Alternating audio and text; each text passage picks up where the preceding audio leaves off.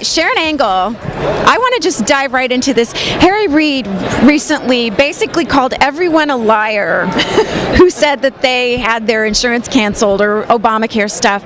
You ran against this man.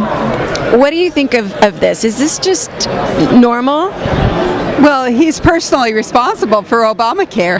That's, it wouldn't happen if Harry Reid wasn't the leader of the U.S. Senate. I think it's interesting the timing on all of this. As you know, we've been doing a constitutional amendment in Nevada to say that we don't do Obamacare type health insurance, government-run health exchanges. We don't do those in Nevada. We're going to put it on the ballot in 2014 for the people to decide. And we started our big commercial blitz last week.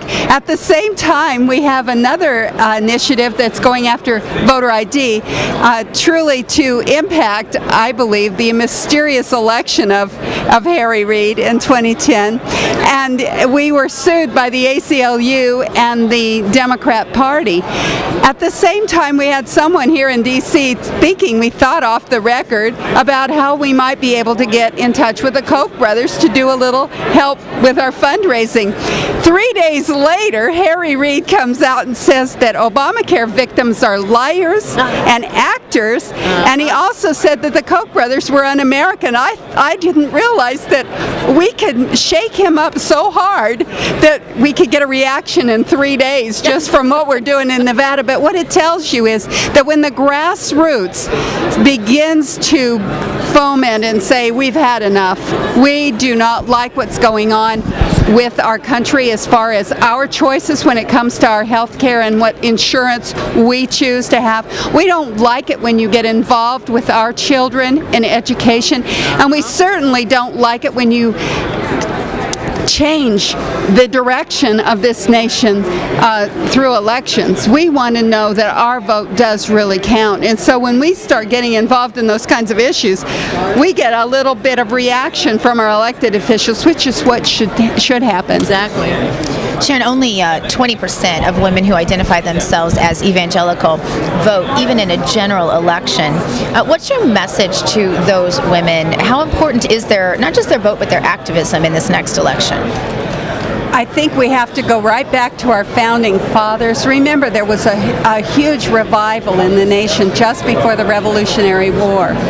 And the reason that we were founded as a nation was because we realized that true freedom comes when you look into the liberty that's allowed to us within the scriptures, and especially as women.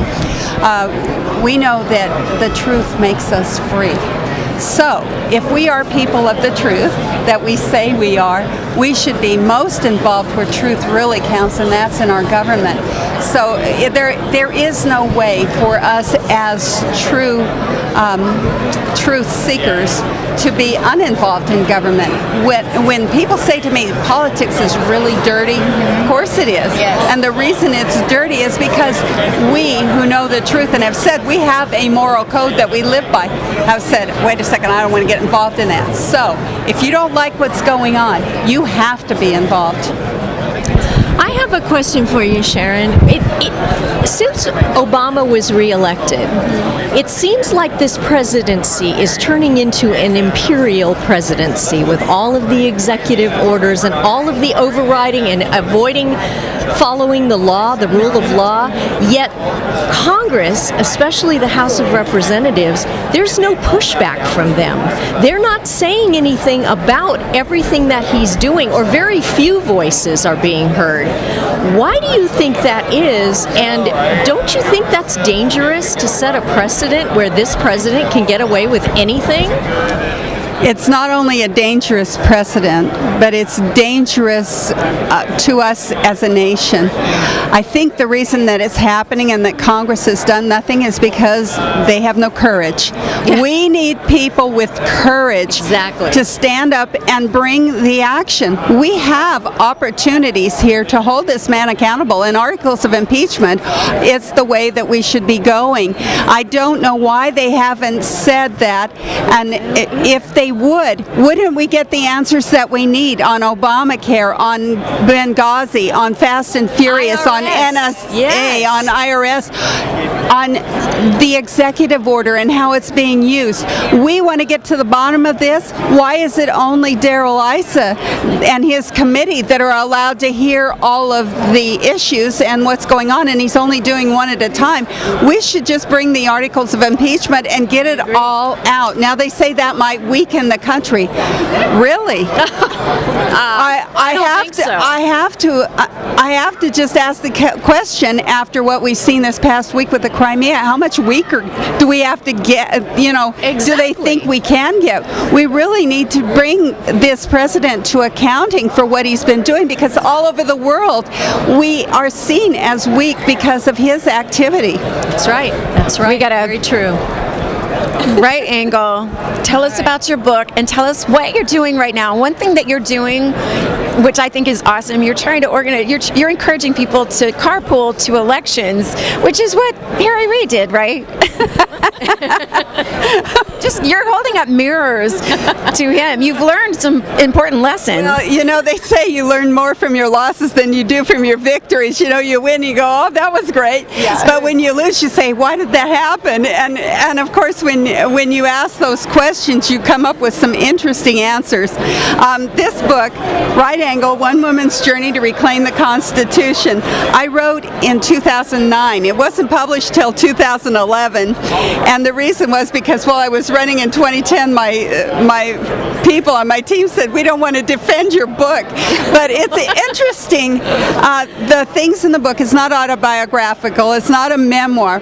What it is a discussion of the issues. There's 12 chapters, 12 issues. We talk about our guns and our religion and clinging to those things. What does that really mean? I talk about the home and the family. I know this is really dear to your heart, Anne-Marie. We talked about the maternal instinct that has been really punctured, if you will, by this government of ours, because many of us weren't thinking about getting involved in politics until it came right into our home and invaded our domain and said, you can't do that with your child, or you must do this with your child.